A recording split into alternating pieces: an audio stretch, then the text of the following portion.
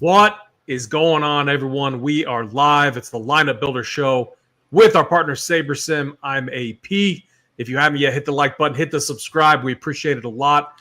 U.S. Open week, another major championship. I feel like the PGA season is absolutely flying by. We have the two usual suspects. We got Snyder, we got Uncle T, and then we got our man. We got our man, Drew, Red Kachik. What's going on? Red Kachik, Red Kachik.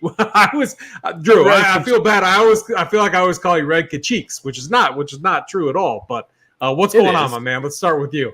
Yeah, it sounds kind of lame at this point, but it was made back in like 2013 or something. But yeah, Red Kachik, you got it. Yeah, going good. Obviously, another major in the books, and there's some contentious opinions, I guess, that are floating out there. So we'll get into some of those. But yeah, it'll be fun. Yeah, I mean, the course looks like it's going to be a lot of fun to watch. Obviously, it is going to be tougher scoring, we should expect, but yeah, I'm looking forward to this week. I've obviously played that golf course quite a bit, so it's fun. It's fun when you go watch the guys play a course you've seen, or watch them play a course you've played a lot. So it'll be a good week. Yeah, awesome stuff. We're going to get into that. I'm going to have Snyder and Drew kind of give a course breakdown. Obviously, Snyder, the traditional breakdown that he always does. And then since Drew has a lot of experience playing out there, he has some interesting take that's a lot different than what everyone else is saying. And it has me very, very, very interested because I like those unique takes, especially in Millie Maker type of formats where you're kind of different than where the crowd's at. So we'll get into that. Uncle T, let's bring you in. What's going on, my man? Yeah, good to be back on with you guys. Fun week coming up, as we all know. It's crazy that, like you said, the season's gone by. It feels like pretty quickly. We're already into the third major week of the year. Obviously, the Players was a big tournament as well as far as a non-major. But, yeah, got this one. Got the Open Championship next week or next month. And then the major season's kind of gone until the Masters next year. So it's kind of fun. I got a golf trip coming up next tomorrow that I'm leaving for. So I'll be able to watch the U.S. Open with, my family and my sons and stuff down at our golf trip, which will be fun for me. And it's good to have you back on. Yeah, thanks, man. Thanks for bringing that up, Uncle T. I don't know if you're aware, but I got invited to come to this golf tournament and then uninvited. I mean, and then now you have the audacity to bring it up and rub it in my face. I mean, Uncle T. We're not getting off to a good start here, man. No, we're good. No, I have no idea what happened there. But no, I've had a few people ask me about it this week. But I know you're just kidding. But I'd love to have you guys in one year and even Drew. But no, I'm looking forward to the next hour plus breaking this down. And then again, just like you guys, just really jacked up for this tournament. So. No, it's probably good I'm not going. I have the Shorty member guest. It's a par 3 course here. Our par 3 course at Firethorn. It's a ton of fun. Two days, 18 holes. You play it twice, different formats. And Snyder, let's bring you in. Made the Derby, carried your partner, my good buddy Ben. Snyder was absolutely dialed, just in the Derby there. Just rose to the occasion. Absolutely embrace the moment. Snyder, let's bring you in. How's it going, my man? Yeah, it was a fun weekend there. Made some birdies throughout the course of the week, and then we got into the Derby. But I will say that tee shot, when you got 100, 150 people sitting there staring at you to make a shot, that's pretty nerve-wracking. But we made what idiots. Especially when Ben was teeing off. I mean, they're carts everywhere. I'm like, dude, someone is going to absolutely get absolutely pummeled. And luckily it didn't happen. He bladed one. It just was like a little burner on the ground. I mean, yeah, but yeah, we made it through to the second playoff hole at least, so that was good. So it was a good time there. Everything was good. The course was playing pretty pure. The food was good and everything, but that was a fun time. Having some drinks, playing some golf. Yeah, good stuff. But we have to keep kind of the standard intro that we do, very on point. We obviously have a major to talk about. It always goes long. Let's get right into it, fellas. Snyder, let's give us a course overview for this week. Yeah, we're at the toughest test in golf here for the U.S. Open at Pinehurst #2, which is going to play as a par 70, measuring 7,543 yards. This is going to be the toughest cut to make on tour this year, as 156 golfers will be teeing it up this week with only the top 60 in ties making the weekend this week, which is less than normal. Golfers are only going to see one hole with water in play here, but the course lays out off the tee. They're going to see plenty of danger off the tee, I think. The fairways will play kind of generous here, 35 to 40 yards wide, but there's going to be a lot of undulating landing areas and such here. The rough is going to play as a sandy native area with clumps of wiregrass is what they're calling it in these native areas. Martin Keimer was on PGA radio today talking about how he thinks these areas compare today versus in 2014 when he won. And he says it's going to be much more penal in these areas this time around. In 2014, he thought he had about a 70% chance of getting a good enough lie to advance the ball near the green. Versus this year, he thinks it's going to flip around totally. He thinks 30 to 40% chance of getting a good lie this week. So that'll be interesting to see how that plays. I know some are saying one side may be tougher than the other side, but it'll be fun to watch as these guys take on this course here. The greens are going to measure right around 6,500 square feet on average, but there's only about 2,000 square foot of pinnable locations coming from the superintendent there. The short game shots could play tough at times. The golfers could see some tighter lies at times. It'll be an interesting. They could see a different grain this year versus 2014. I think they might even try and keep the grass longer around the green, so guys like Keimer can't use the Texas wedge as much. 117 bunkers is going to litter the property here, which are going to lead to some difficult bunker shots at times. Some keys to success this week, I think, is having a great game plan heading into the event, how to attack each possible shot you could be assessed with this week. Golfers are going to need to be patient, know when to just take their medicine and move on at times as well. Another key trait, golfers are going to need to have a strong mental fortitude this week as well. Some of the other key stats we'll be looking at this week: strokes gained approach, total driving with an emphasis on fairways gained, proximity 175 and plus, bogey avoidance around the green with an emphasis on scrambling, and then just being good on long and difficult tracks as well. Yeah, I mean, long story short, don't suck. Be a good golfer, and you're gonna do very well on this obviously very, very difficult test of golf. Now we have Drew in here. Drew, absolute stick, great player. Probably like a plus 4.5, 5, 5.5, something like that. I'm only a +2. Only a +2. Jeez, it's gotten worse since having. I mean, you're probably much better out of the bunkers. I mean, I had a hilarious bunker story from the event that we were in. My partner, Drew, you'll have this. My partner was completely out of it. He went OB twice, and it's one net best ball. And I had a fine shot. I had a pretty standard play out of the bunker, and I just absolutely played one 40, 50 yards. I mean, it was an absolutely terrible shot. So yeah, it was a rough hole for us. So Drew, you played Pinehurst number 2 7-8 times. Yeah.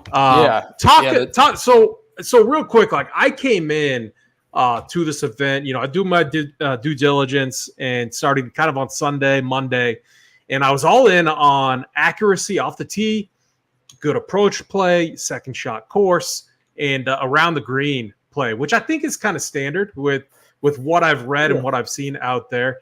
You came in with kind of a unique take that got me saying, this is different. This is kind of interesting. Walk us through kind of what you're seeing this week as far as what type of golfer from a stats profile standpoint that you're going to be targeting.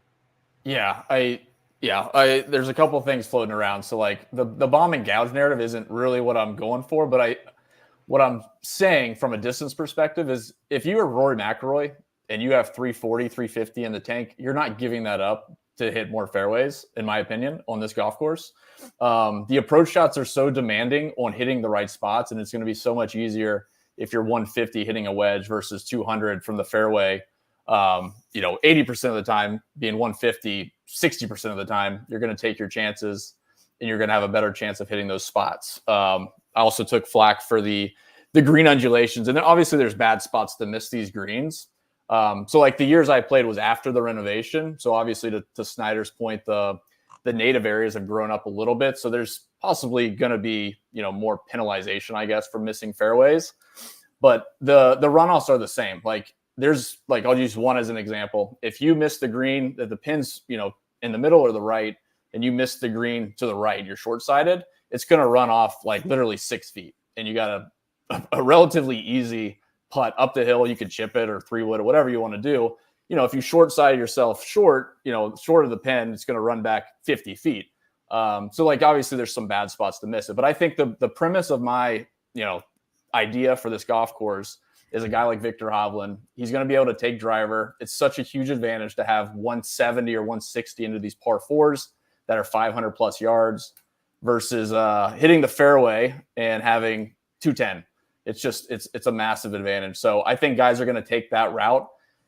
The course is going to firm up. I think that honestly plays more into the Bombers than anything else. And that's it. I mean, if the wind picks up, that might change a little bit, but otherwise, I think the guys that are, you can't just spray it, but the guys that are long and play really well off the tee have the absolute best chance to play well here. And there's not a lot of birdie opportunities. It's just a matter of hitting the right spots on the greens and not making bad bogeys for 4 or 5 straight holes. Like, you'll see more streaks of bogeys than streaks of birdies here for sure.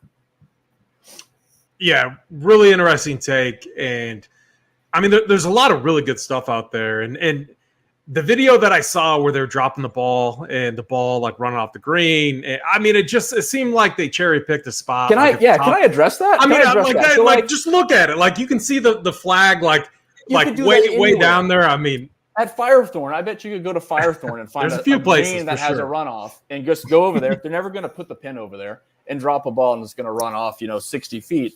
The other thing, it's just like in the past in the U.S. Opens, the guys will find the rough that's a week before the tournament that's uncut, and they'll go drop a ball and like, well, these guys can't advance at a yard. And then the tournament rolls around and the guys shoot 9 under par. Like, okay. So I think it's a little bit hyped up in the same aspect that rough gets hyped up in some of these majors. Like I said, there's still bad spots to miss it, but every conversation, if you listen to these guys' press conferences, they know like there's spots you can short side yourself that are better than hitting it to 40 feet. And there are some bigger greens, but like the par fours here are incredibly demanding on the second shots. And that's what makes this golf course tough, because hitting it to 30 feet is a good shot. Some of the penalization for missing the greens isn't that bad, but there's just not a lot of birdie looks. You're not going to get a lot of birdie looks besides 3, 5, and even 10. I wouldn't even consider a good birdie chance, to be honest. It's not really reachable. I think it's like 626 or something like that. So there's not a lot of birdie opportunities here. The par threes are all 200 plus for the most part. So it's just survival.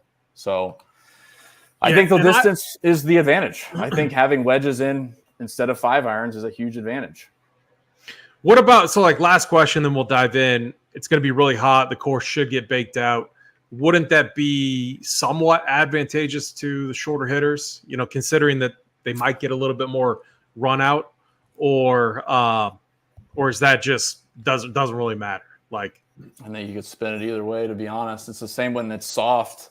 Because then the Bombers obviously can fly it to 320 and it's not going to roll through the fairway. So like you can kind of go both sides. I think it's exactly the same. This golf course should be firm anyways. They're bounding. So like there's so many good takes and there's so many great things that I've read already where I could talk myself into going, 4 or 5 different directions. And I know many watching this or listening to this might be in the same boat that I am, which is why like my approach, and you'll see as we walk through the show, is pretty simple this week. I think there's a handful of players that are playing way, way, way better than everyone else right now. And you know what? Those are the guys that I feel pretty comfortable with, especially with the tough test of golf that we're going to see this week. So let's get into it, guys. Let's go. We're going to go tier by tier like we always do. If you're new to the Lineup Builder show, so all the projections are just set to be equal from a value standpoint. There's no rhyme or reason to this projection, but obviously you need a projection in there to build your pool. All we're trying to do is highlight the golfers that Snyder, Uncle T, and Drew are convincing me on. So, and I'll give my takes as well. I will control who gets bumped up, who gets bumped down, kind of like an around the horn type of format. Then at the very end of the show, we're going to run it. We're gonna get our 3 lineups like we do each and every week, and then we'll talk a little bit more about SaberSim at the end. Here's what we're going to do. We're going to start with Snyder, and I'm going to go down. Otherwise, if I try to reverse order and do like we do in previous weeks, I'll probably get confused and lost. So we're going to go Snyder, Uncle T, Drew, and that's going to be the format. Snyder, 10K and up range. Your boy, Mr. Alpha, who hasn't really been too much of an alpha this year, ever since having a kid, all the way up to the true alpha, which is Scotty Scheffler. Talk to us about the stud range. Yeah, there is a couple of alphas in this range, and the one guy that can stop the current alpha is down there at the bottom. It does sound like a lot of people are going to start jumping off Koepka down there at the bottom. I'm going to stay true on him. This is the best time to jump on him at these big boy tracks. He loves this event in general. This U.S. Open, he says he shows up to the event. 85% of the field is dead upon arrival. It looks like he used that final round at the Houston as his prep for this event, I think. Or at least that's where I'm going with. He shot 7 under in that final round at Houston, which tied for the lowest score of the event as a whole. As a rookie here in 2014, he finished T4 here at Pinehurst in that U.S. Open. He had one bad round at the PGA Championship. Otherwise, he was right there. But yeah, he had that one horrible round. I think he lost 2, maybe 3 strokes putting on Saturday, but he bounced back on Sunday with a 5 under round, but it was much, much too late there after burying himself on Saturday. But I think he's still right there. He loves these big time events. This is the one time he shows up. Like they ask him in those interviews and such. He's like, I don't know. I just love playing in the big events only. But I'll digress there. I'll be on him. I think he just has the perfect game plan for these events too. He's got the ability to just stay patient, wait for golfers to kind of start falling around him and elevate his game on the weekend. I think he's going to be looking for that 3rd U.S. Open this week and 6th major. Definitely going to be on Brooks. His ownership is kind of dropping the last couple of days, so hopefully I can get him around 15%. I would love to see that. And then Scotty is definitely an elite play. There's really nothing you can say about him. I mean, the dude is just absolutely pure on everything. They had a tailor-made deal. I seen a little hit they were making on, I think it was Instagram or something. They were having him hit a shot and guess how far it was on, how far he hit it. He was dead on every shot he hit with every club. It was right down to a yard or two, which is just wild. He's got that kind of distance control. I think he's an elite play this week. 13K is still very, very affordable with the value we have this week. And then I'm gonna keep going to Xander too. I'm gonna try to get on all 3 of these guys because I'm only gonna play one guy in the 9K range.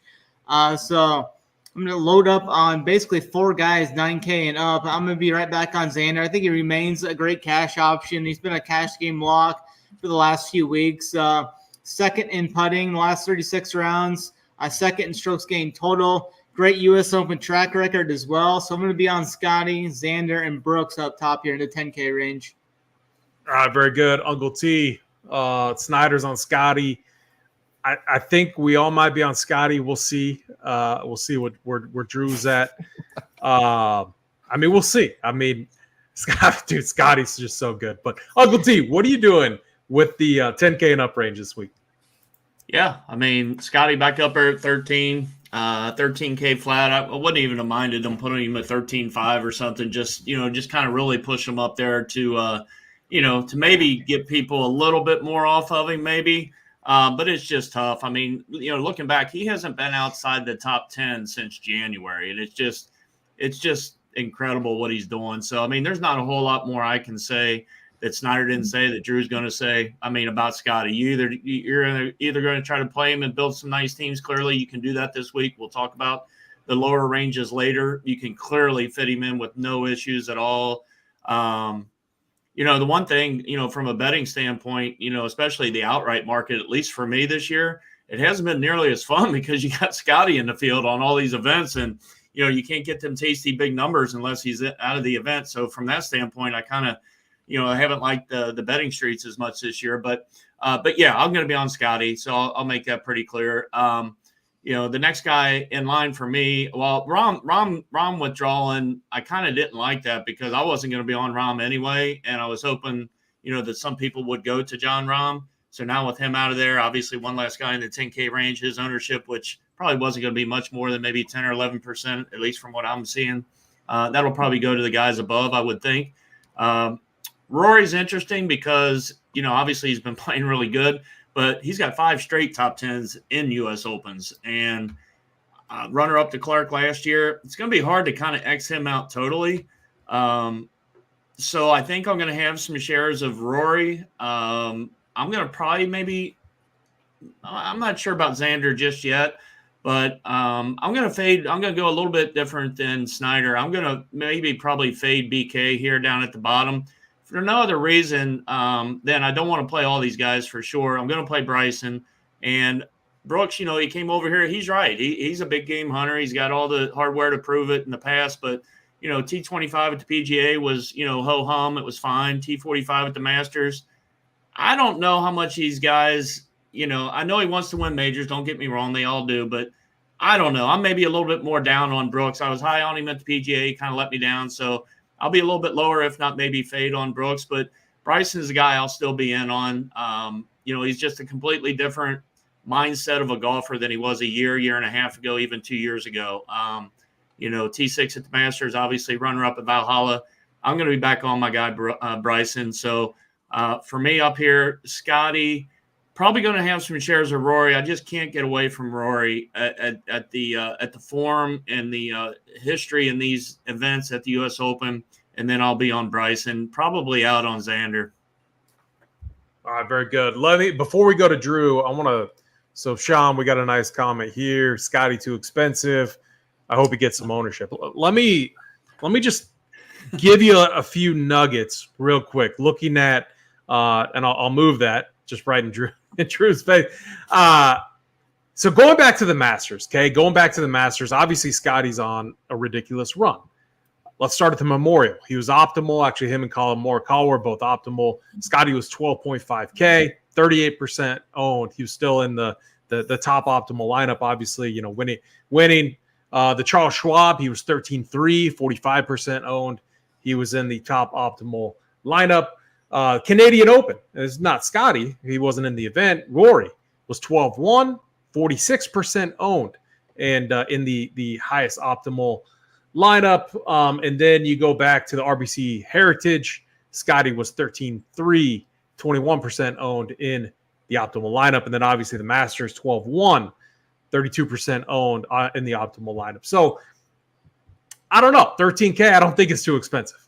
I honestly think you could make, if you really want to make the case, and we've never seen it before, but you could make the case of like 13.7, 14, especially since they've introduced the 5K players in these player pools. So if Scotty was in that range, yeah, I would argue against it a little bit more, but I think he's priced right where he should be and potentially a little bit underpriced based on what we've seen lately. So, Drew, on to you now, 10K and up range. So Snyder likes Koepka, Xander, Scotty. Uncle T likes Scotty, Rory, Bryson.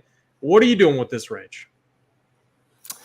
Yeah, let me first say, I'm not sure we'll be avoiding a Scotty Scheffler conversation for a while. Like, he could be 14K and then he'll be 8% or 12%. And now you got a lot of leverage because you got to jam in Scotty. And it's just, he could be 9K and he's 100% owned. Like, where do you go? So there's, look at this comment. I saw that. I mean, there's no way around it for how he's playing. He could be, 15K and you got to jam in 5Ks and like maybe there's a conversation, but it's just unreal what he's doing. But so yeah, definitely Scotty's certainly in the player pool. I don't think that's any shock. And 40% owned isn't crazy. You can still build lineups and be different. And Saber has a lot of good tools that allow you to figure out your uniqueness, which I've been dabbling with, like the Geomean and stuff like that. But I think Rory's the guy that I'll probably plant a flag on this week. I don't know about the undivorcing stuff and how that plays into it. I just think how well he's played driving the golf ball, and this golf course almost suits better with the mid and long irons. I think it almost plays more into Rory's hand than any of the other courses so far this season, to be honest. So I think Rory is in a really good position to play well here. I think it's a fantastic spot. And then Brooks is the other guy here. Xander's it's a tough cut, but Xander's going to be out for me. He's played really well to this point. The last couple of weeks, he started to kind of shift a little bit of the ball striking away and gaining some more with the putter. So like I said, it's a tough cut, and don't fault anyone for playing him. But I think Rory's going to be my highest owned in this range. And then it's Scotty and then Brooks. I mean, Brooks it's hard to discount the price and how well he plays on tough golf courses. I mean, it was the PGA last year. You could be, 5 over par on Friday and still have a chance to win on Sunday. So I think Brooks is going to be in contention all week. And like I said, I think Rory actually has a really good opportunity to showcase his long game. I think this golf course sets up really well for him. Yeah, really interesting. And, I wasn't too high on Koepka coming in. Obviously made that little jab there at you, Snyder, just, not the alpha that we're all accustomed to seeing. But from a scoring standpoint, it's not like he's been bad in the previous majors, PGA Championship and Masters, that obviously you had to have birdies there to get it done. This is going to be a true test where par holds a lot of value. And so for me, it's who's the guy that's been the best all year long at one, not going over par, and two, most consecutive rounds par better. That's, Scotty Scheffler. Obviously, that streak ended at Valhalla, is that right? And courtesy of the police department. Louisville, right? The Louisville Police Department. we got a laugh out of Uncle T. There we go. I don't like my flag plan. And again, I do at times try to be a contrarian, but when I do that, it's just, my results sometimes are just not there. Man, Scotty is the guy, my flag plan. I know that's not some hot take or anything like that. No one has really proved, I agree with you, Snyder. Koepka could be the guy that could track him down. It's just, Koepka, Xander. I don't know if Bryson can. And Rory, I like the flag plan, Drew. I don't know if I can get to Rory over Scotty. So I'm going to bump Scotty up the most. It seemed like that was your the pool guy. Is pretty aggressive, though, to be clear, right? It's either a one or the other almost for you. I would kind of sprinkle a little bit. Yeah. And you're kind of all those shares on Rory, I might as well just throw them all on Scotty and just leverage the field. That's a good point. And I'm trying to I want this not to just reflect me. I want it to reflect all of us. So I'm trying to set some of my bias aside. But yeah, you are correct. I do like to run a pretty tight player pool with my strategy. And I would say, okay, between these two, I would rather have more shares of Scotty. I do think Koepka's interesting though. So what I did is I left all 5 in the player pool. Xander and Bryson being the ones that I didn't give as much love. Scotty, obviously we bumped up, massive projection on him. Rory, and then Koepka. We'll leave it at that for now. Let's get to this next range. Let's go back to you, Snyder. 9K range. Wyndham Clark, who feels absolutely broken, obviously defending U.S. Open champion, up to Victor Hovland, who trending in the right direction. And I love the take that Drew had on Vic this week. So, Snyder, what are you doing with the 9Ks? Yeah, I think the way I'm going to play is I don't think I'm going to have much room to really play many of these guys in the 9K range. And I like. Wait. Did I see in Discord you're off your boy Morikawa? That was just a joke. Oh, okay. I was going to say, oh my gosh. He's like the other guy I want to lock in. And I know that's like a left coast joke. Okay. Yeah, but I think I'm going to be going to Morikawa here. I think Morikawa is the second best play on paper if you're counting Scotty as the first best player. If pricing would have came out a little later, I think Morikawa would probably be 10-2 or something like that in this field. But pricing came out, I think, was it Thursday or Friday of the Memorial Tournament? So he got a little price decrease there with the guys going ahead of him. But, I think 9-4 is just such an elite price. I mean, he's playing so good now. He's back with his longtime coach, 3 straight events. He's been back with him, 3 straight top 5s now. He talked about it. back at the Wells Fargo when those two kind of linked back up at the Wells Fargo. He's like, it's going to feel great just to know I've got my childhood coach back. He's like, everything's going to be all right. I can feel that reassurance now, and rightfully so. I mean, he's went T4, 4th, and 2nd the last 3 events with that guy back. So I love that. The ball striking numbers have improved in 3 straight events too. The putter's been strong for him too, which usually we don't see from him. He's hitting the fairways at a 71% clip too over the last 36 rounds. So yeah, Morikawa I think will be in that contention for major number 3. Him and Scotty have been going head to head there a few times over the past few events. Morikawa has yet to clip him, but maybe this week he finally gets through and kind of clips Scotty for his 3rd major as Scotty's going. Hey Snyder, who knows what it's worth? I'm sure every player would say this, but for whatever it's worth, at the Tiger Jam thing, which obviously had, another flex. There's the flex. He did say his game has never felt as good and that a win was right around the corner. So you got that going for him, which I'm sure every player. It's not Tiger didn't say that. Tiger definitely did not say that. So it is what it is, though. Yeah, for sure. So I think I'm just going to go Morikawa. I know Morikawa is probably going to be 20% owned, maybe a little higher in some contests. So it's going to take a little bit to get overweight on all 4 of those guys. If Brooks is like 15%, Scotty's probably going to be like 35%, and Xander's probably going to be around 20%. So that's going to take a lot of liquidity there between those 4 guys. So I'm going to have to call it there on those 4, I think. I don't mind like Hovland if I had some room, or maybe I just play Hovland in a single entry or something just to get a little bit on him, because I think he's a guy that could pop here as well, like Drew was saying earlier. But for me, it's just mainly Morikawa, and then I think the rest of these guys, I don't think I could. I can't go to Cantley, I can't go to Clark, I can't go to Aberg. I mean, Obear. I mean, you can make the case for him for sure, 9,600, but I'm just going to go with Morikawa instead. Yeah, I mean, maybe one of you will convince me to bring Patrick Cantlay back into the player pool. I don't think so, but maybe it will happen. Yeah, I like that call. And the other thing about Hovland too, and he just has a good attitude, and you're going to need that. You're going to need that at every major, but especially the U.S. Open. Uncle T, 9K range. What are you doing here? Yeah, shock. He's on Morikawa, but I got to agree with Snyder. Surprise. No, literally, when I saw in Discord that like he's off of him, I was just like, holy shit, fell out of my chair. I could not believe it. So yeah, I'll definitely fall out of mine if I see him not. Figures it had to be due to a political reason. Yeah. So. Yeah. No, but I've joined Snyder the last 4 or 5 events with Morikawa since this big run, and like you said, he's putting the ball well, gaining in 5 of the last 6 events on the greens, with the putter. So everybody knows his deal. He's one of the better ball strikers out there if he ever gets the putter going.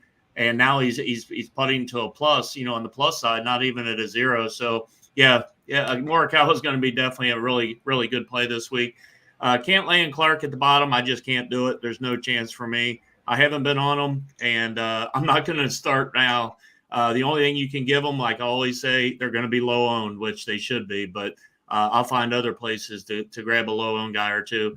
I'm a little bit different at the top, and I know you guys, none of the 3 of you kind of like Bryson, but me up top. So a little bit different up top of this range too. I'm not as high on Hovland. I get it. He's playing a lot better, clearly. T3 at the PGA and T15 last week. I want to buy back in. But I don't know. I do worry still. I know what Drew's going to say, and I get his points that he made earlier.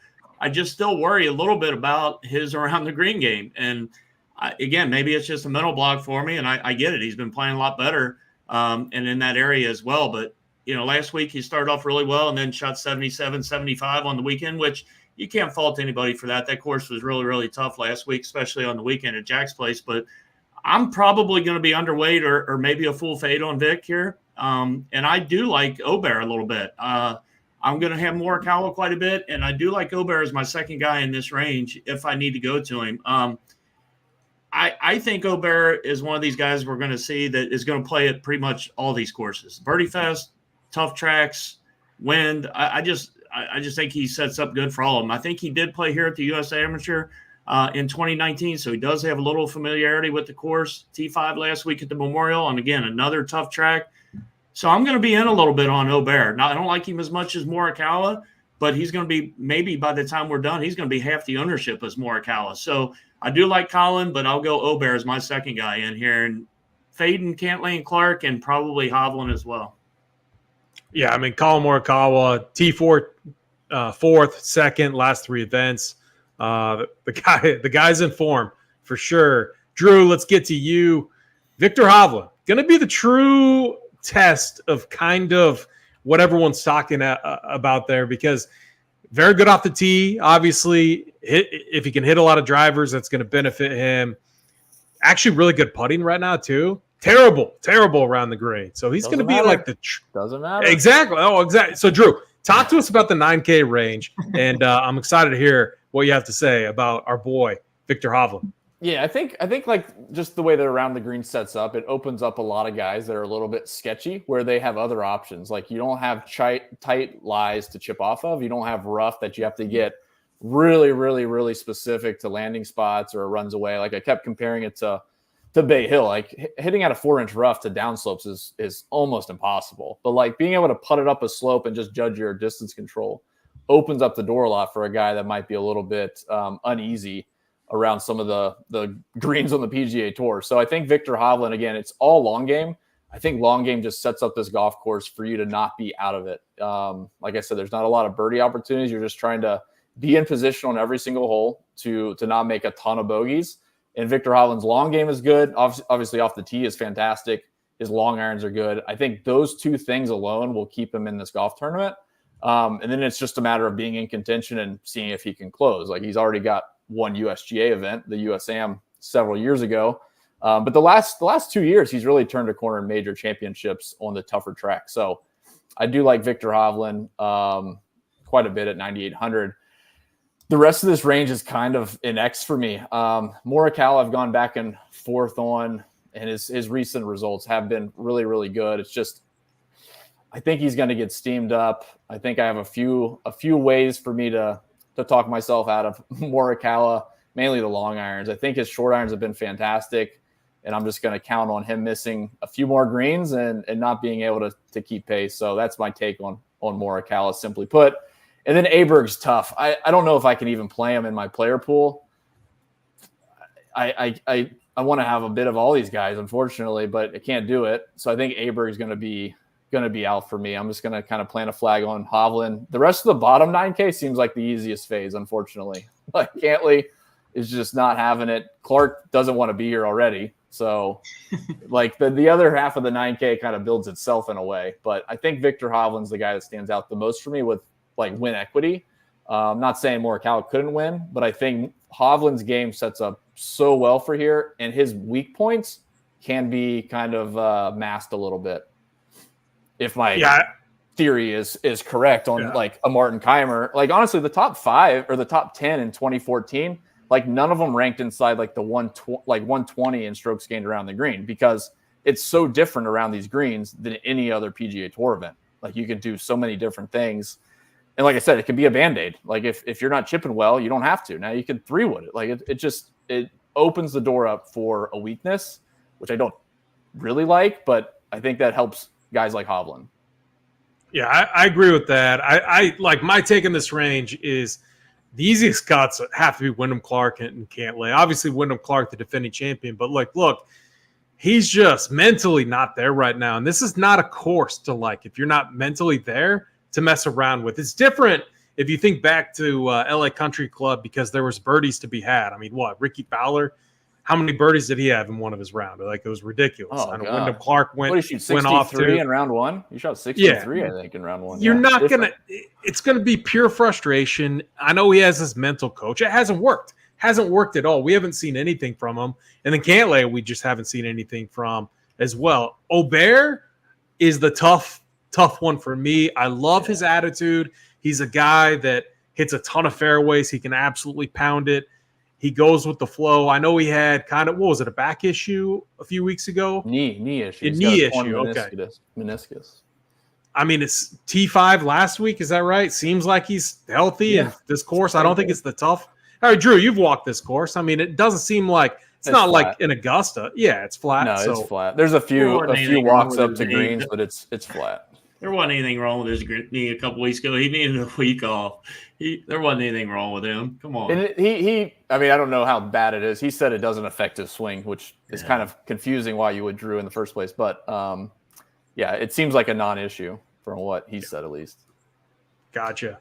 But he's the one where I want to play him, but again, you can't play everyone. I obviously love Morikawa in this range. I really like Hovland as well. So I'm going to highlight those two, bump them up the most, and then Aubert, leaving him in there. I don't think he's going to factor in, but I definitely want to leave him in the pool just in case some unique builds kind of pop up with him. Let's keep this going, though. We have the 8K range, and we have really sharp people in chat. Free Scotty 8K range is just so unappealing compared to some of the 7K and 6K range. And I agree with you, Free Scotty, and that could be that I have tunnel vision because those Scotty Morikawa builds, which I know everyone call me a chalk donkey, you got to have 6 and 7K players in them to work. So it might be a little bit of tunnel vision. That's why we do the show, get everyone else's takes, and helps me out with my process. But Snyder, the 8K range, which is Hideki Matsuyama up to Justin Thomas. What are you doing with this 8K range? Yeah, I'm not sure if I'm going to get to Cam Smith yet. He's definitely a guy that intrigues me. I like the upside that he brings. I just don't know if I'm going to be able to get there or not. I think he could kind of potentially have good success here, kind of like he had in that Open Championship win overseas where he basically won it on the ground there. He was able to be very good with his lag putting, get up and down and such. So I think he's like a good lag putter that could have some success here if that came into play. I just don't know if I can get there or not. I do like Fleetwood some. I think he's a strong cut maker, strong ball striker. He can get it done with the short game as well. 15th in total driving, 7th in putting under 10 feet, 10th in scrambling. I think Fleetwood's like a safe option, 8.5 to finish inside the top 20, 25 or something like that. He was T5 at the U.S. Open last year. And then Fitzpatrick is a guy I just like to play on tough setups like this. Strong final round last week. When most struggled, he backdoored that top 5. Former U.S. Open champion. He's 9th in total driving, 4th in putting in less than 10 feet. And then a strong long iron player as well. He's 6th in proximity, 200 to 225. So I think he's a solid option. And then Hideki, I think he's a strong option at the bottom of this range as well. He showed some form last week with that top 10. Has been in the top third of the leaderboard in the last 7 U.S. Opens, with his worst finish coming last year with a T32. Strong around the green game guy if you need that. If it does come into play, I think Hideki is just a strong value option at the bottom of the 8K range. I think his upside is very strong for this price range. He's had a couple decent finishes as of late. 2022, he was top 5 at that U.S. Open, so I like the upside that Hideki has at the bottom of this range, but I think like Fleetwood and Fitzpatrick, kind of safer options. Cam Smith's got a lot of upside, I think. So that's kind of where I'll be going. It's with mainly with those 3 to 4 guys. I didn't know who you're talking about at first. Calling him Hideki instead of Hideki. I mean, Hideki. Snyder losing the name touch there. Uncle T, 8K range. I'll be curious to see if anyone loves one of the guys in this range as much as I do. So I don't think so, but it kind of fits Drew's narrative there as far as like a golfer, can bomb it off the tee. So we'll see. Uncle T, what are you doing? 8K range. Yeah, I'm a little worried about this range myself. I know the guy in the chat said, the 8K range is, I do think this range is a range that it doesn't look as appealing. And for that reason, I think it could go overlooked a little bit. So I want to be guarded here on the AP. You mentioned it. You kind of can get some tunnel vision here right away after you go through the top part of the board here and see kind of how you want to play things out. I do think I'll probably be. Let me go through the guys I think I'm probably out on this week. Justin Thomas, I've been on him quite a bit. I've been playing a lot better golf, but I don't think this is the best setup for JT. I'm a JT guy too, but I think I might be out there. Zalatoris it's weird because he was really good at the Masters, and he's kind of gone the other direction, and he doesn't look great. Didn't look good last week at all. So I think he's an easy fade. Homa, kind of was looking at him a little bit earlier, but I think I might fade him as well, even though he's been playing some decent golf. Cam Smith is interesting, but I don't know if I can pull the trigger on Cam Smith either. I think he's getting talked up a little bit. I think clearly he's got a elite short game, good putter, T4th last year at the LACC. I don't mind him, but I do like the Fleetwood call. I think you mentioned him, Snyder. I do like the Fleetwood call. I think he's pretty safe. I don't think he's got a whole lot of win upside, obviously, here. But at 8,500, I think he could get as a top 10 or top 15 possibly in this range. But at the bottom part of the range is what I really like here. I've been on Fitzpatrick. If you go back on our shows the last 3-4 weeks, guys, I've been on Fitzpatrick in this nice little run that he's been on. I like him on the tougher tracks. Proved out last week. He shot, I think, one of the better rounds on Sunday, a 69, only 3 under, but I think it was one of the better rounds on Sunday at Jack's Place.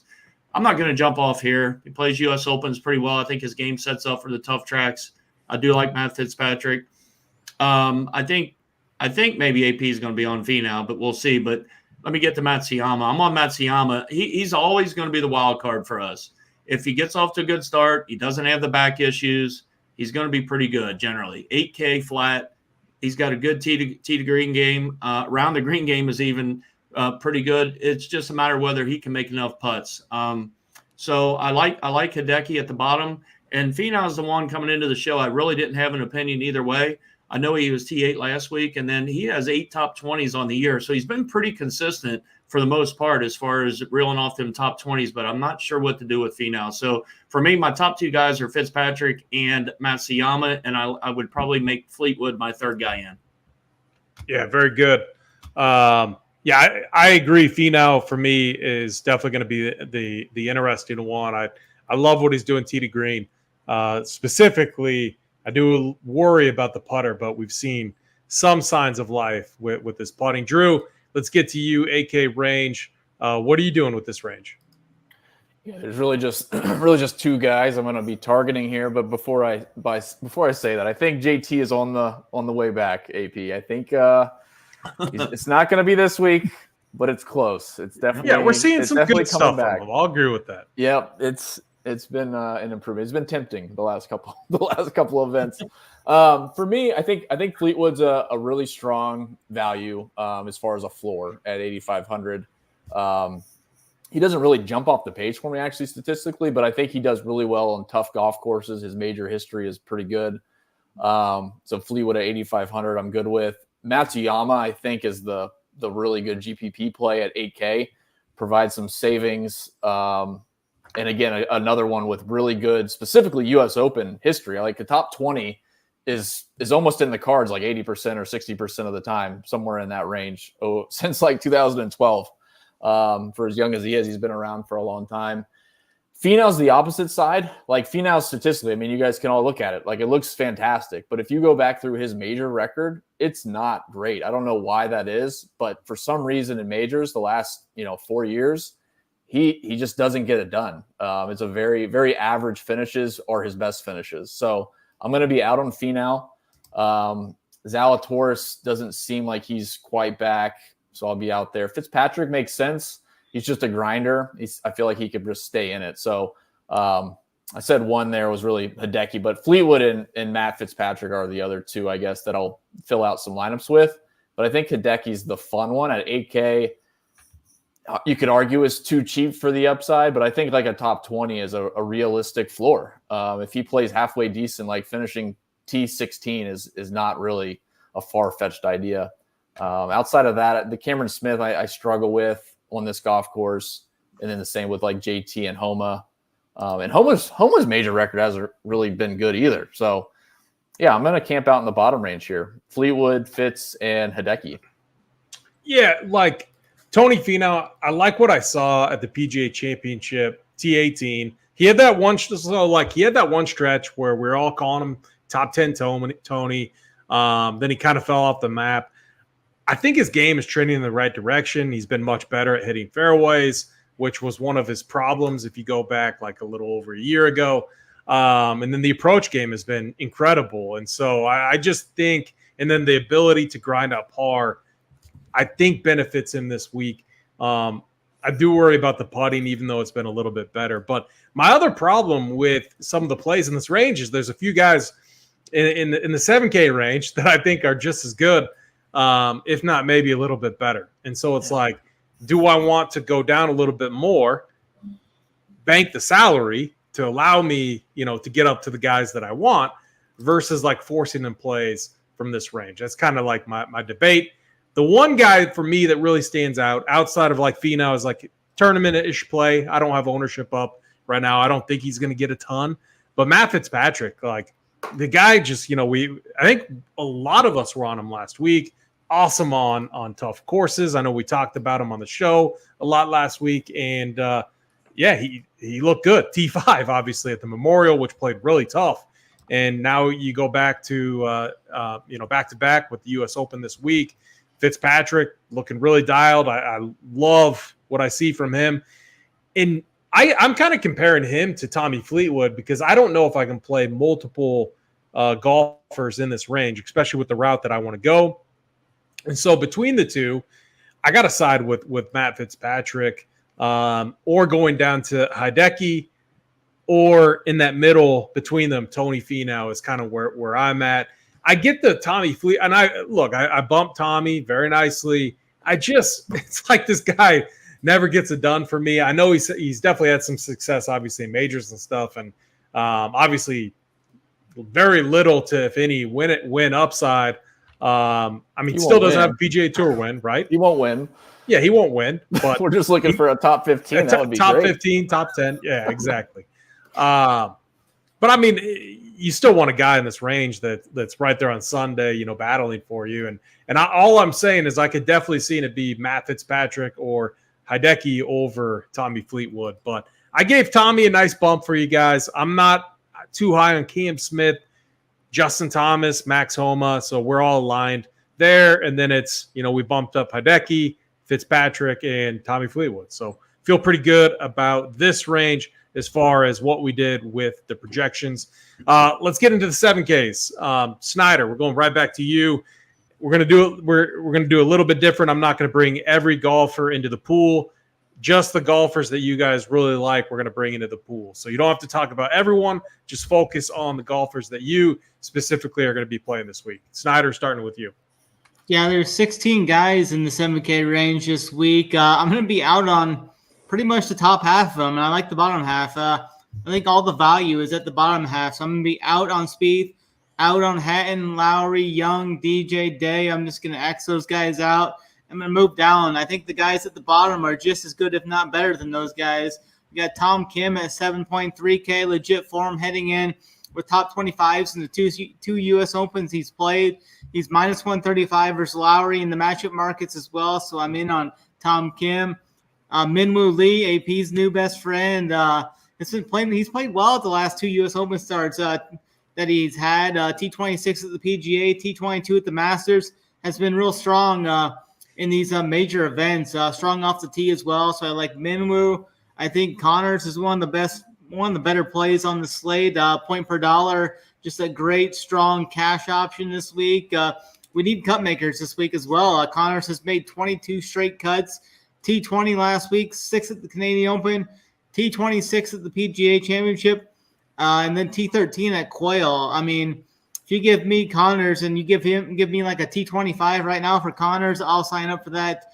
No questions asked. And I kind of like Sam Burns at the bottom as an upside GBP target, back on Bermuda grass. So I'm going to have some Sammy Burns as well. Absolutely love that. I'm glad that you talked about Sammy Burns, so someone I like as well. Uncle T, on to you. Hopefully you like a player or two in this top range. I definitely agree with Snyder and on some of these guys down here, but Uncle T, what are you doing with the 7K range? Yeah, we're a little bit different on the top ranges, but a 7K range here, very similar to Snyder. I don't care as much for the top part of this range. I will play some Terrell Hatton, though. 7,800 still feels really cheap for him.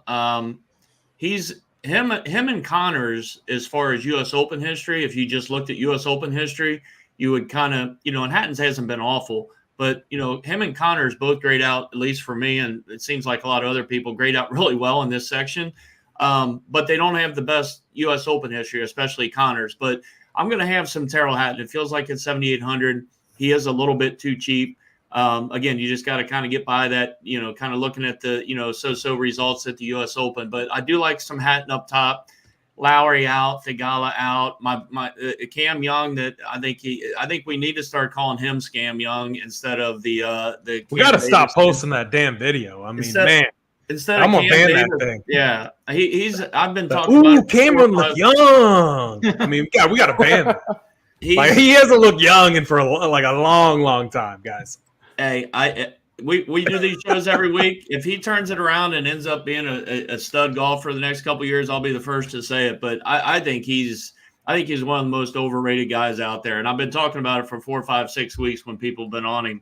And I just don't see it. So I'm out on Cam Young. Jason Day doesn't feel like a Jason Day type course. And Dustin Johnson, wow, what has gone on with him over the last year and a half with Liv? He can't get anything done when he comes over here. So yeah, I agree with all that. The guys that I'll be on, Tom Kim, we've been on him a little bit recently in this nice stretch of golf. Minwoo Lee, I won't add on to him, but yeah, I mean, he sets up really nicely here. Connors, elite ball striker. Sam Burns is a guy that he might make the core for me, AP. I really like Burnsy here. 7,200. I could easily have seen him when I open up the salary sheet here being 76, 77, 7,800, and he's 72. And you can say that about a lot of guys. Obviously, the softer pricing with the major, we all know that. But 7,200 just feels criminal here for Sammy Burns. So I do like him. At the bottom here, Sung J M's been getting a lot of love, and I think it's warranted. Earlier in the year, the first couple months of the year, he was awful. And let's just be honest, the guy's been crushing again. T9 at the Memorial, or T8 last week at the Memorial, T9 in Houston, T4 at Quail Hollow, a tough track, T12 at the Heritage. He did miss the cut at Valhalla, but again, in this stretch of golf, that's the only. I might have missed it on the number, or maybe 2 off the cut line. I can't remember, but I do like Sung Jae quite a bit here. I think he'll carry a little bit of ownership because, again, he feels underpriced. Benny On's the other guy I might have a little bit of interest in, but. No Robert McIntyre for me, no Ricky Flower, no Justin Rose. So I'm with Snyder. Love the bottom part of this range. Let's also not forget, I believe when Matt Fitzpatrick won his U.S. Open, Sam Burns was right in the mix, right? If I recall. Wasn't he? He was in one of the final 2 groups. Do you guys remember that? I don't. Yeah, chat can. My memory could be wrong, but I know there's been 1 or 2 where he was 22? Like right in the mix, and then he just struggled on Sunday. Yeah. He finished 27th, and he shot. What did he shoot on Sunday? 76 on Sunday. So you're probably there right. There we go. Yeah. Yep. I remember he was right. He was right there and looked awesome. It was a tough track. Obviously, Matt Fitzpatrick. He finished 5 over, and he shot 6 over on. Oh, I guess 5 over on Sunday. So. And I think it was like that first hole or so, just like right out of the gate, it was like a double bogey or something, which obviously is just brutal. He did that. He did that at AP at the Arnold Palmer this year. It was him and Cantley, or him and X, both hit it out of bounds left and started with a triple. They were both T3 on Sunday. I played them in Showdown, and they both hit out of bounds, made triple, and then you're just dead. You're dead. So he has a habit of doing that apparently. I'm maybe not this week though. Maybe not this week. We'll see. There's not as much out of bounds here. There's none actually, besides 3, I think 2 or 3. So I think Thigala is actually in play at 7,600. He hasn't played great the last 2 events, but I think he's a grinder. I think this is a golf course that'll reward his patience on the golf course. So I think 7,600 for him, and he's played good for the majority of the year. Almost underrated in certain aspects. I think 7,600 is actually underpriced for Thigala. Corey Connors is obviously a phenomenal play. Both, I think he does have upside. I think it's a floor play and an upside play. Like I actually wouldn't be surprised if Connors is in the top 5. Do you guys worry about his putting though? Like I like Vots. I like this comment right here. Just the atrocious putting, and man, does that worry you at all? Just the lag putting and those clutch putts. It can, but I can't really pick and choose Yeah, exactly. I got you. I mean, it could be the week it doesn't happen. And I think he's also finished high in a couple USGA events in the past. So I think, like I said, I can't. It does. It's a concerning thing. The same with Ben On's putting is a concerning thing. I think his is more concerning. I struggle with Ben On here. But yeah, for me, it's really, I think Thigala, I'm not sure if you guys mentioned, I think Thigala is the guy and Corey Connors. And that's really it, to be honest. Like Ben On has my attention. I might sprinkle him in. I'm not sure. Drew? No Sung Jae. No, really? No Sung Jae for a couple reasons. I think the tougher golf courses the last couple of years in majors hasn't been kind to him, even after coming off the Korn Ferry Tour with his stellar couple years there, or stellar year there, and then on the PGA Tour. And I'm not sold quite yet this season, to be honest. He's definitely underpriced, but I'm not sure if Sung Jae's back yet because he's fighting an injury as well because he had to withdraw a month ago at was it Quail Hollow? I forget what event. He had to withdraw. Then it was before that. But no Sung Jae for me. I'm off Sung Jae here. Yeah, very good. I really like Tyrrell Hatton, 7,800. He's the kind of the guy that I was comparing to Matsuyama, Matt Fitzpatrick, Finau, etc. Thigala, I think, really interesting mention. Gave him a healthy projection. And then this kind of range down here, Snyder, I'm with you. The Min Woo Lee, Tom Kim, I really like. I think I forgot about Tom Kim. Tom Kim, I'm in. There we go. Absolutely. Now we're talking. All right. Now we got a guy we can give a little extra love to. I love like his game seems. I mean, this is a guy, incredible talent, and is going to be very, very, very good. Had a rough stretch there, seems to be rounding into form. So absolutely love that play. Then Sammy Burns. I just think Burns is another guy, obviously good friends there with Scotty Scheffler. Has beaten Scotty Scheffler, twice? Once in a playoff? Haven't they? I forget what tournament it is. Chat can he's a top us out player. there. But you gotta think that he's just tired of his buddy Scotty getting all the love. But Bermuda Burns could be back. Is that what you called him, Snyder? Bermuda Burns? Yeah. Plays good in the South. Tom Kim's interesting because, like, from an off the tees perspective, it doesn't fit kind of what I kicked the show off with. But, like, his long iron game is phenomenal, and he's straight. So, like, if he's not the longest, he at least gets one half of kind of what I'm looking at. So that's something, for the audience to look for. For a guy like Tom Kim, who's obviously an elite player, he's not long, but he does all the other things that the elite players do well with the mid irons and the long irons. So, that's something I definitely looked at. Yeah, Drew, so that checks a lot of boxes for me. Drew, the weekend when he played in Canada a couple weeks ago, he played almost positive with Rory both rounds. He was crushing his irons. Like, he was hitting his irons tight he is really – he has to. That's his game, So, like, it's something that you can – like, I would look at, like, that's his game. And that's he knows that, obviously. So he fits half the equation for me. He's going to have longer approach shots. But is he good with them? Yes. There you go.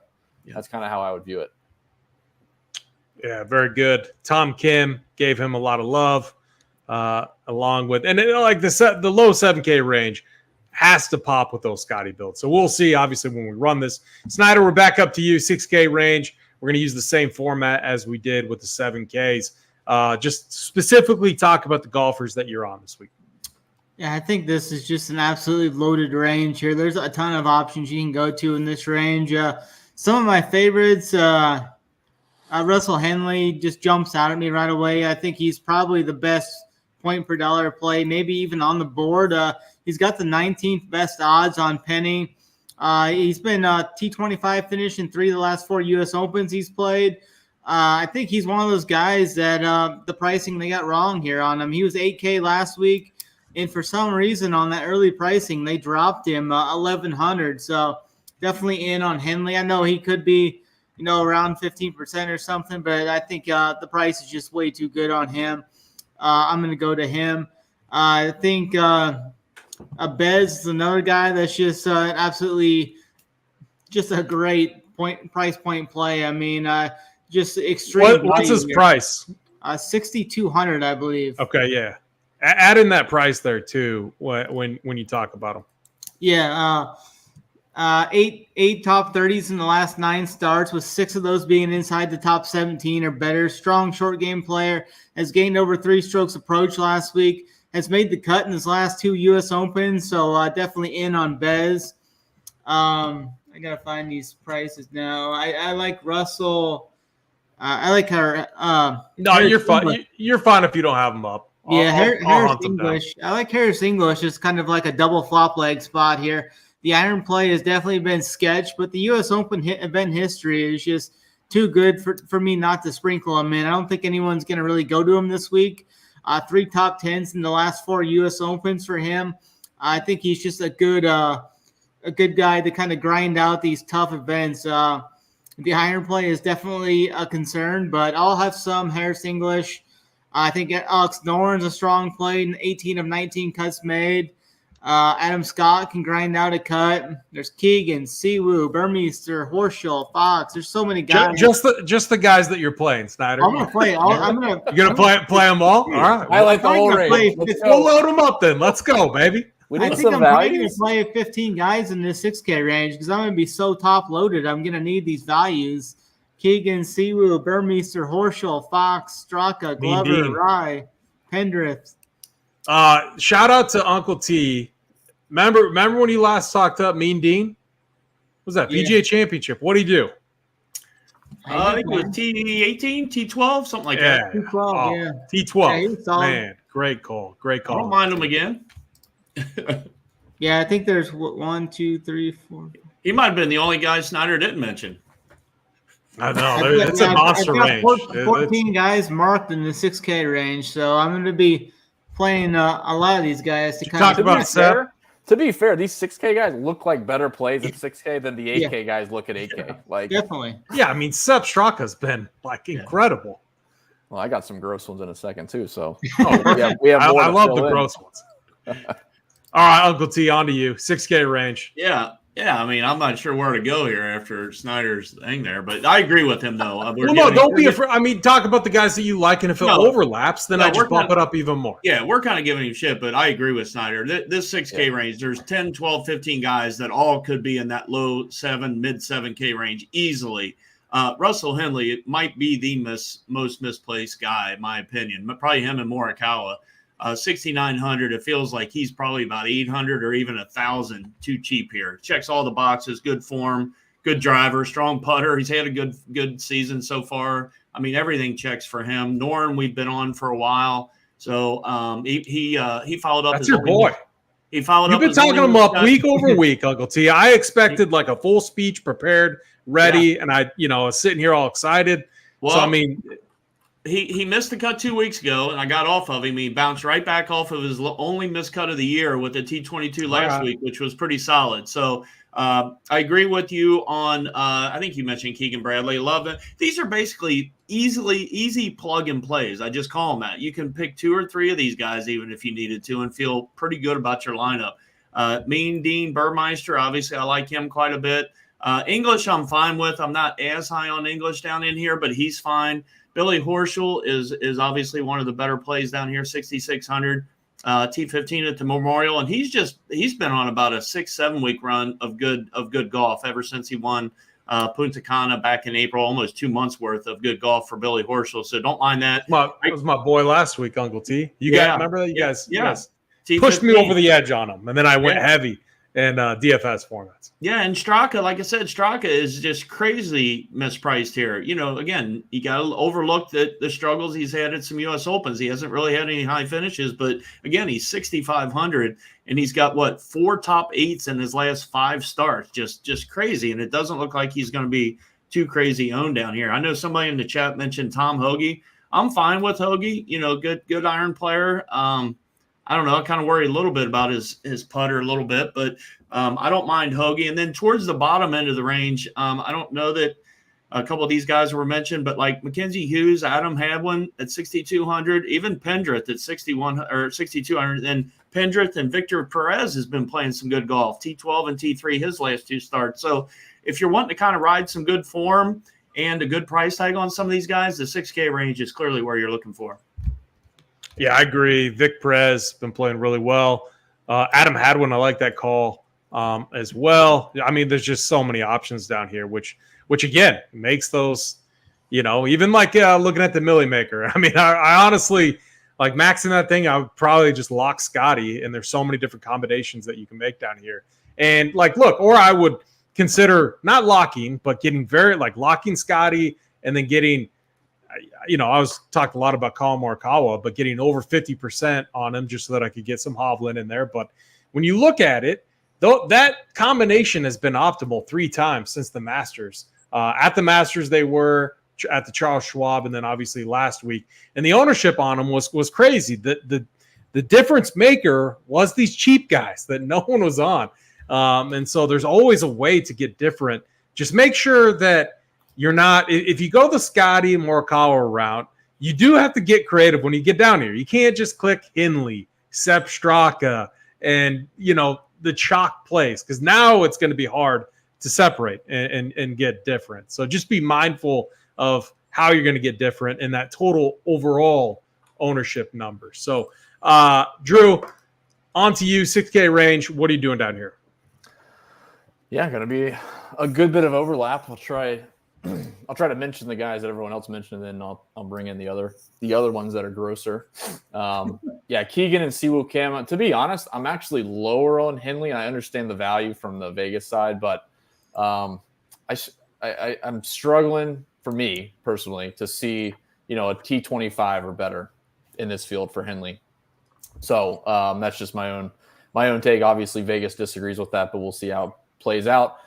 Keegan Bradley, Siwoo Kim, they're at 6,800. I think Keegan's obviously very solid tee to green, playing well. Same with Siwoo. Siwoo is another guy, like some people probably will see some names in this range that have popped for them throughout the year. And like, those are the ones that I first wanted to look to because they're probably, recurring themes. And Siwoo's in that same boat. His irons have been good. He's driving it well and not doing much with it. So I think Siwoo, if his tee to green game is good, like I said, he can hang in there. Tom Hoagie, Sepp Straka, I think was already said, so I'm on the same boat. I think Lucas Glover makes the cut, has a good finish. I think that's probably the grossest one because he seems fraudulent at this point. Every single week, people want to play him. And I think this honestly sets up really well for Glover's game. Like, his tee to green game has been good.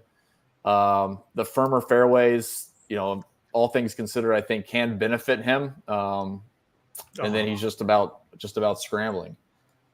I was looking at the range of distributions for Tiger. No one mentioned Tiger yet. No, I mean, that's kind of embarrassing, I guess, to throw in there, but we don't even know what he brings to the table at this point.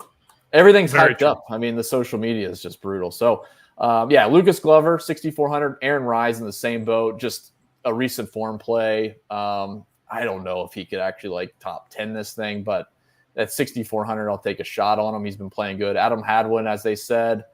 And then Victor Perez, like you guys said. So that's pretty much it. So hear me out on this. Like, the case for a guy like an Aaron Rye, or just can they make the cut and just hold on? There's so many times where you'll see, like, I feel like in a U.S. Open where scoring is so tough on the weekends, where some teams go backwards and you're like 5 of 6 or 4 of 6 teams end up being live. Like, you just want those anchors that can hang on and not absolutely tank you over the weekend. And maybe Rye's that guy, but maybe just with how good he's been, recently in the iron play, maybe he's a guy that can hold on and grind out par for you and elevate you over the field with those Scotty or, Rory, whoever you pick up top type of build. That's kind of what I view the Rye play as. Yeah, and to be fair, I think everyone priced on here is in that same boat. Keegan is notorious for doing that, and so is Tom Hoagie, and Sepp Straka has been known to do that, just hasn't done it lately. So, and Siwoo Kim as well. So, yeah, I think like both of you guys said, this range is obviously loaded. Alex and Orange had really good recent form. I didn't mention him. I think you both did. So that's another good one. Yeah, I really like him. Was more just the short game narrative. Oh, I went too far as well. And then Dean Burmeister. You guys are all on him, right? Or mainly Uncle T. Snyder? I like him. All right, very good. See where ownership shakes out on him. I'm trying to think if there's anyone else that I am adding in here. I mean, there's a few like your Ryan Foxes. I could see myself adding to the pool, but again, I like maintaining a tighter player pool, even down here in this range, even if I'm mixing and matching, because there's so many different combinations that you can make. And so I like the guys that we have selected. I was looking at Denny. It's a big boy track. His putter's just so good, and if it's just like if it is a thing where putting from off the green becomes a thing like we saw obviously from Martin Keimer. I don't know. I mean, Denny could be a guy that could get there. Snyder, you're a Denny guy. Are you on him this week or not? I don't think this week. No. Okay. All right. Let's go to the 5Ks. I think one more really quick. I think Batia is probably a good play at 6,500. Yeah. I mean, he played here in the 2019 USAM. He went fairly far. He got through stroke play, and I forget what round he lost in. But I think Batia actually sets up well for this golf course. There's been some talk of Apex, which is another discussion. But he does have a really high ball flight, which would be really well fit really well for this golf course. What about Cam Davis, guy that can hit it off the tee a long ways? Yeah, I don't know what else he does. And take your line. He's a showdown guy for me. He's a showdown guy. I like that. All right, Snyder, let's get to the 5Ks. We'll run our builds. We'll talk about who we think is going to win, our long shots, and then we'll go over the 3 top builds in some of the SaberSim settings. 5K range, same thing. Not as good as the 6K range, in my opinion, but what are you doing down here? Is there anyone that you like? Not too much down here that I really like. Adam Svensson's a guy catching a lot of steam in the matchup markets. He's up to -155 versus Todd, so I could go to some Svensson down there. And then the one other guy that everybody was talking up, I think on about every podcast I've listened to, is this David Puig guy, who is seeing a little bit of some love in the matchup markets versus Mark Hubbard. He's up to -140 over Hubbard in the matchup markets. Maybe those two, if anything, if I go to any of these guys in the 5K range. All right, very good. Uncle T, 5K range. Yeah, not much for me here either. Sometimes I can grab a guy or two. I'm going to try to clearly. We mentioned so many guys in that loaded 6K range. I'm going to try not to get into the 6K range, but I will mention just a couple quick guys though, if I need to. Adam Schenk, he's made 13 to 17 cuts this year. Not too bad. T12 at the Masters. He has one good finish at the U.S. Open T24 a couple years back. Don't necessarily mind him. And then S.H. Kim, another name guy, 5,900. Doesn't have a whole lot of U.S. Open experience. Actually, probably none. Tim Whiting is a guy, 5,600. I think Big T was mentioning him in chat. He's the Korn Ferry guy that was playing pretty well, 4, 5, 6 weeks ago. I don't know if I can go to him, but and then people were talking about Keimer again. I just can't see it. Harry Higgs has won a couple, on the other tour there. I just don't like this range, guys. I'm just going to try to finish up in the 6K range. All right, very good. Drew.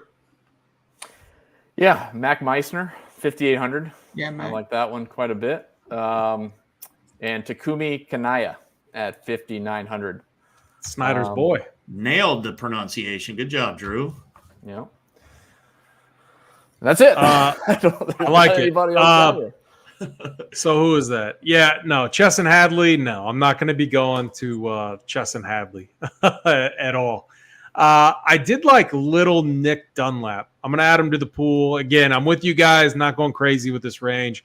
I did not give anyone too big of a bump down here. I just added them into the player pool just to see what it does. So I'm trying to think. So our biggest, let's just sort this by value, see if you guys agree with this. So from a value standpoint, the guys that we bumped up the most were Matt Fitzpatrick, Keegan Bradley, Colin Morikawa, Scotty Scheffler, Sepp Straka, Russell Henley.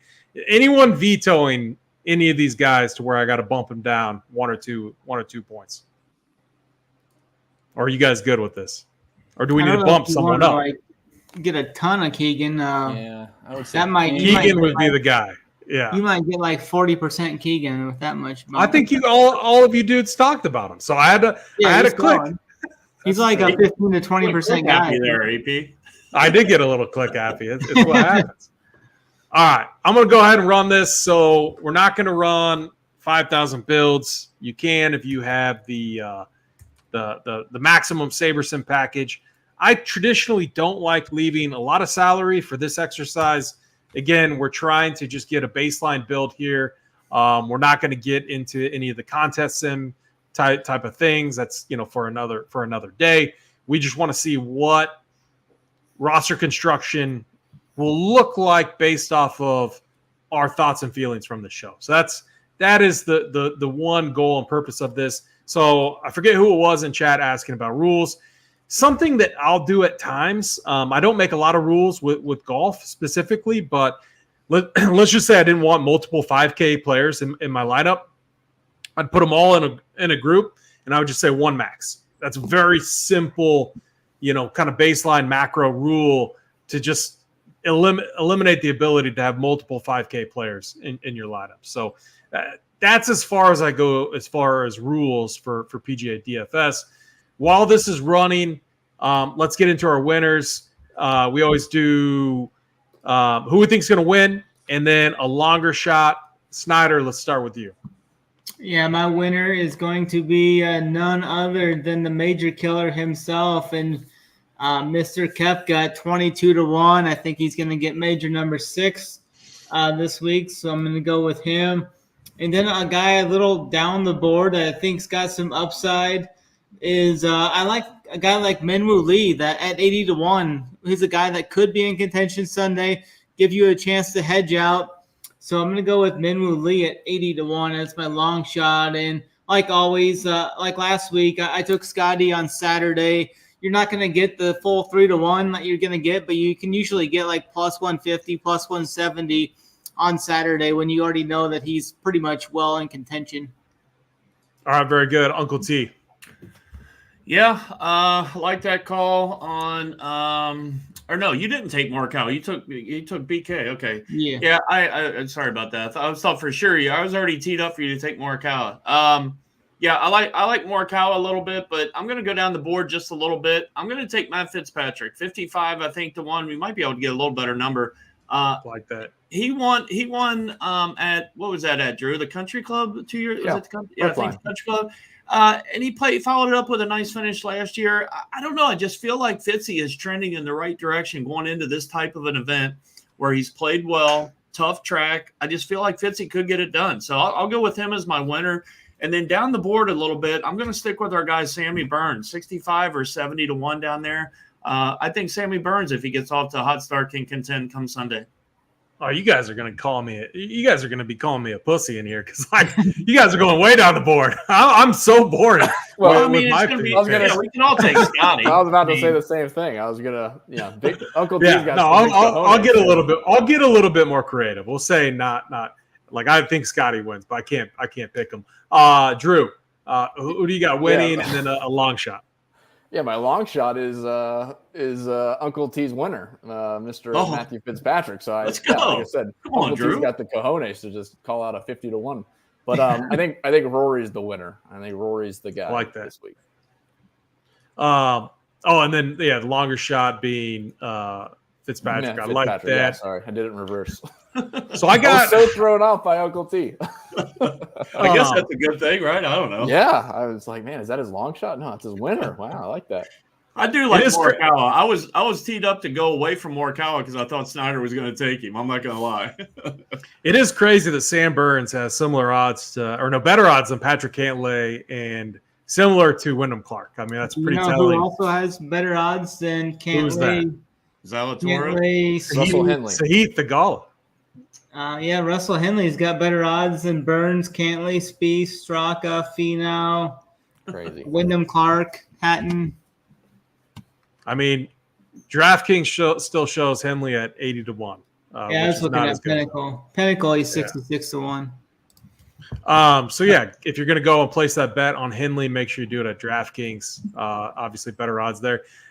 So my winner, not being Scotty, even though I think Scotty wins, is Colin Morikawa. I love how he's playing right now. I'm going to just swipe in, steal Snyder's boy from him.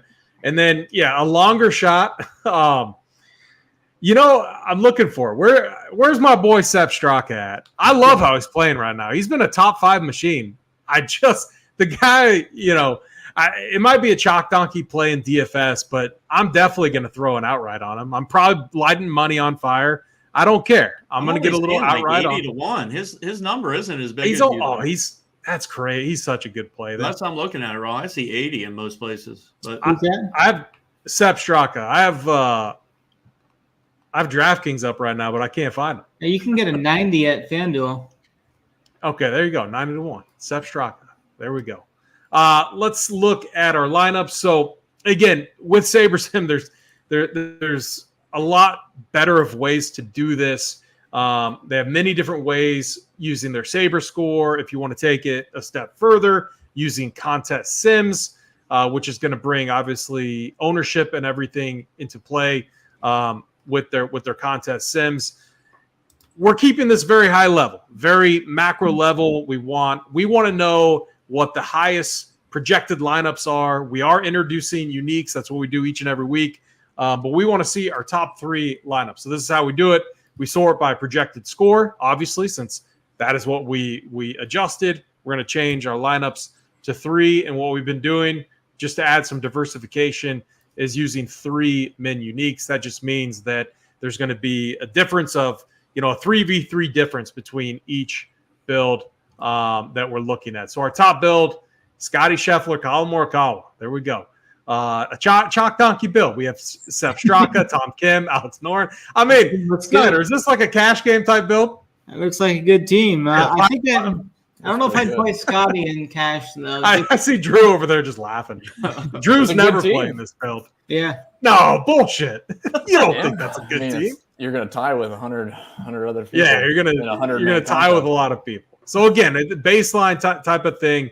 Our next highest using 3 uniques: Tom Kim, Matt Fitzpatrick, Scotty. So I mean, it's a non-Colin build, and we have Fitzpatrick in there, obviously, and then Hatton. I actually really like this build off of the Colin Morikawa type of builds. And our last one is Bez, Hadwin, Fitzpatrick, Colin Morikawa, Scotty, Noren. Obviously, if we wanted to, I think we did this last time. Yeah. Let's just see what the builds would look like if we bumped Colin and Scotty down and sort it. And Scotty, Scotty was still there. All right, there's a Rory build that comes up. So a similar structure there, but I don't know, man. It's not like we gave Scotty Scheffler like a crazy projection off of his like baseline value projection. I mean, I bumped him up, but I didn't go crazy with him. It's going to be hard for me to get away from him. That's like my final thoughts. Snyder, what's your final thoughts this week? What's your thoughts on the builds that popped up, our top 3 builds? Yeah, I think those are solid teams there. I know last year, like the combined ownership in the Millie Maker winner was like 95%, which was pretty wild. There was just one guy, I think, that was under 5%, and the rest of the guys were 12 to 25%, I think, which was kind of wild. But yeah, looking forward to this event. I think we're finally going to get a good U.S. Open scoring-wise this year versus what we had last year. We ain't going to see as many birdies made here this week, so I'm looking forward to some carnage this week. I think it's going to be a great event.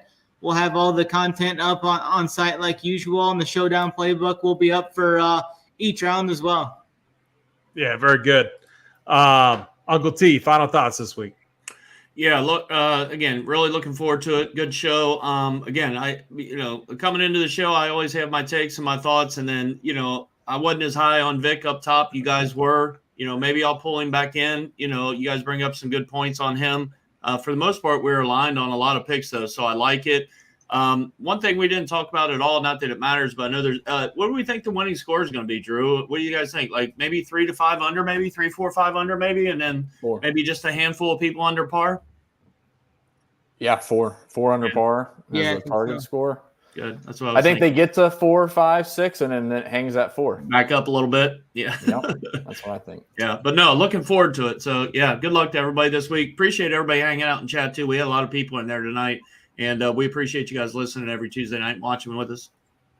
Drew, we got so I added I added in 4 men uniques, and we got a Scotty Hovland, and then Big T's boy, 5,600 guy to make it work. Maybe one time. I mean, Big T's been like sneaky good with these like punt values. So you never know. I think he's on the show tomorrow night. We will see. But I like that build if he talks him up. So we'll see. I mean, it's a strong, very, very strong build outside of just like the $5,600 punt. But Drew, what's your final thoughts this week? Well, that's one of those. If you had one bullet in the Millie Maker, you throw that one in there and just hope Whiting, finishes T5 or something and hit the nuts. So that's what you want to go with instead of chalk. But yeah, it's like I said, it's going to be. There's a lot of different narratives, and they could shake out a bunch of different ways. The golf course is going to be tough. The scoring will be low. So trying to get as many guys inside the top 10 is what you want. So look for the pedigrees of guys that have done that in the past. I think that's probably the biggest thing. There's plenty down the board as we talk through the 6K. Plenty down the board that have the pedigree of top 10s here. Yeah, and I was looking at that last build there. The non-Scotty builds do look really good. Maybe that lowers ownership, but probably not. It's just going to be so hard to get away from him. But again, if you do, you're likely going to be unique this week. So I find myself being on more chalk. It is what it is. I'm going to get creative with the 6K range, and I'm going to find some guys down there that people aren't looking at that will get my total overall ownership down just a bit to kind of make some of the chalk up top work. So with that, hit the like button, hit the subscribe. We appreciate it a lot. For Snyder, for Drew, for Uncle T, I'm AP. Good luck this week. And as always, run pure.